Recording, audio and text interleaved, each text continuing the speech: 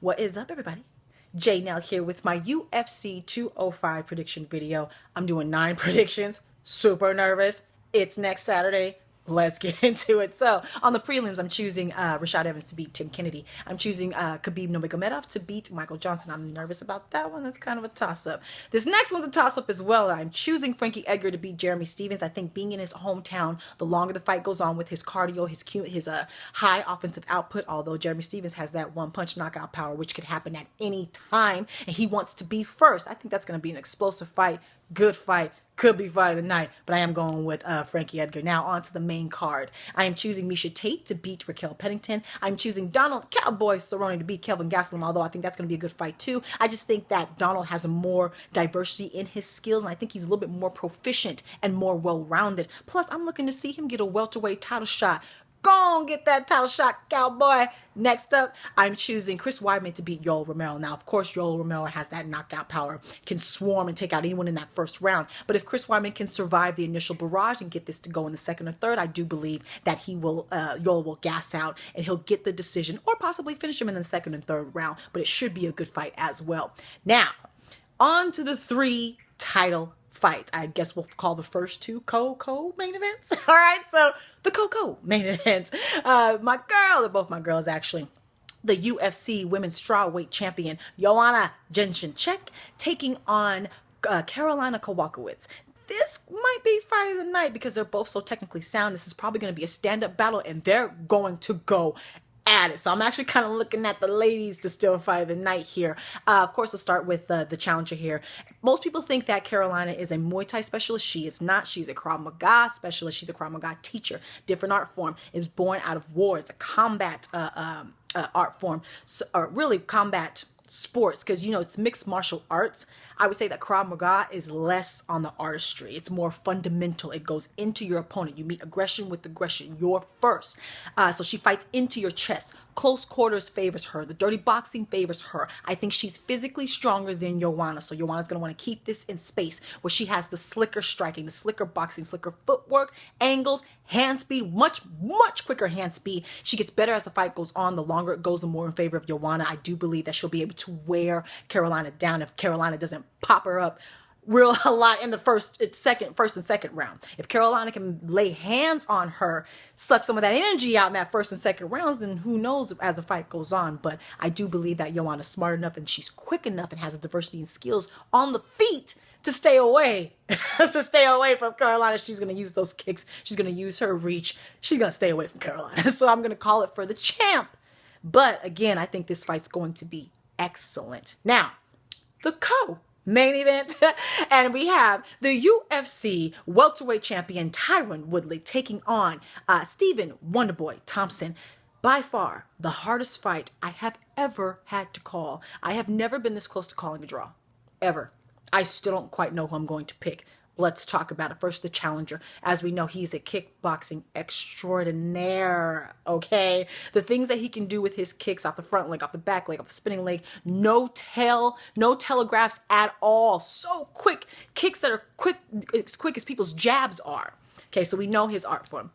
We don't know exactly what to expect from him. He has awkward movement as well. He has knockout power in his hands. The way he fought his last fight against Rory McDonald, though, he kind of waited back. He was real technical. He was looking at the movement. He was trying to read Rory. And if he's playing it back like that against Tyron, I actually think he'll lose. Let's talk about the champ. Now, Tyron Woodley is a wrestler first, has developed his one-punch knockout power, has nice, sharp striking, but he has really good movement. He is physically the fastest person in the welterweight division. He covers distance like Mighty Mouse.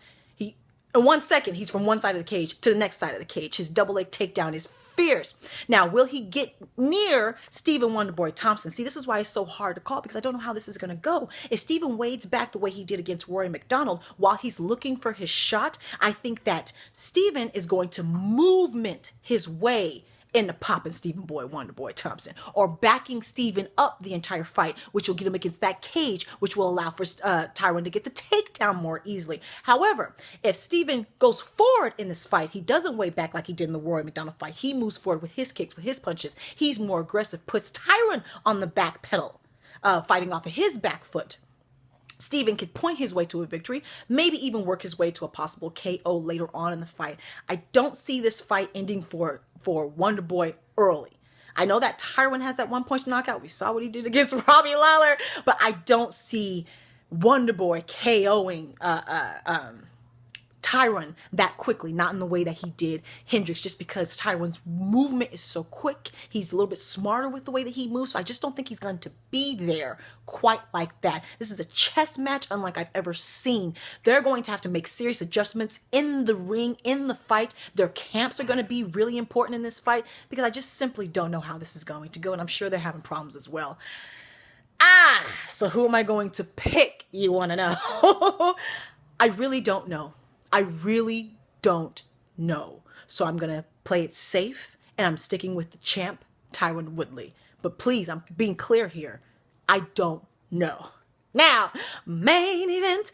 And we have, I guess, you know, on the poster it says this person's name's first. So I'm going to go ahead and say his name first as well. So the UFC lightweight champion, Eddie Alvarez, taking on the UFC featherweight champion, Conor McGregor.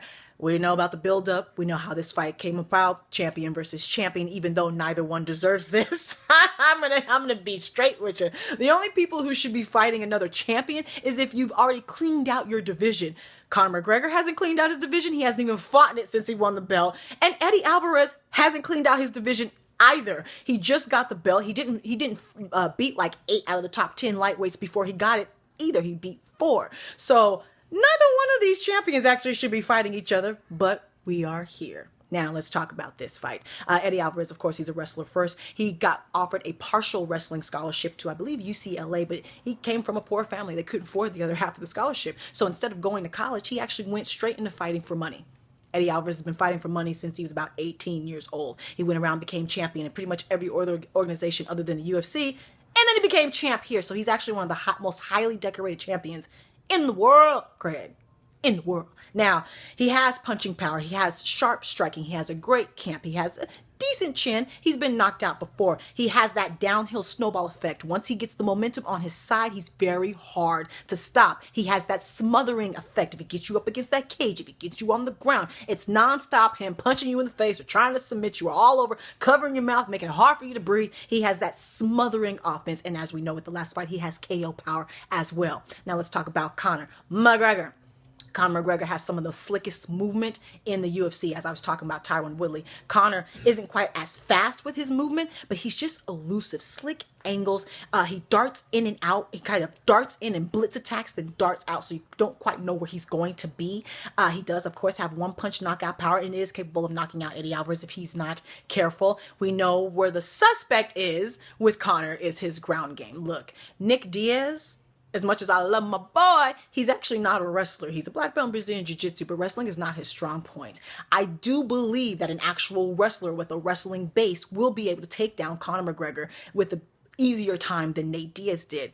CC, Chad Mendes taking down Conor with ease while noticeably exhausted.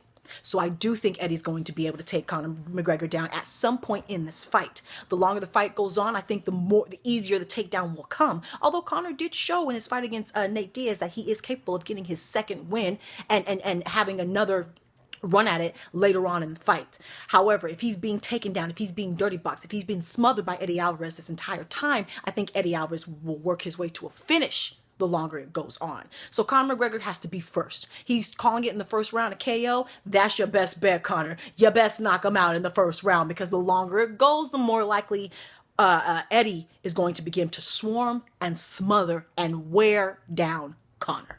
So who am I going to pick? All right, every time you say something against Conor McGregor, I get 1,000 boos and 1,000 hate things and comments and stuff on my page. Not 1,000. I wish I got 1,000. But if Conor McGregor beats Eddie Alvarez, this may be the last time I pick against him. I'm picking Eddie Alvarez. But look, if Conor McGregor wins, I will officially have my red panties on or over my shoulder for Conor McGregor. All right? So let me know all of your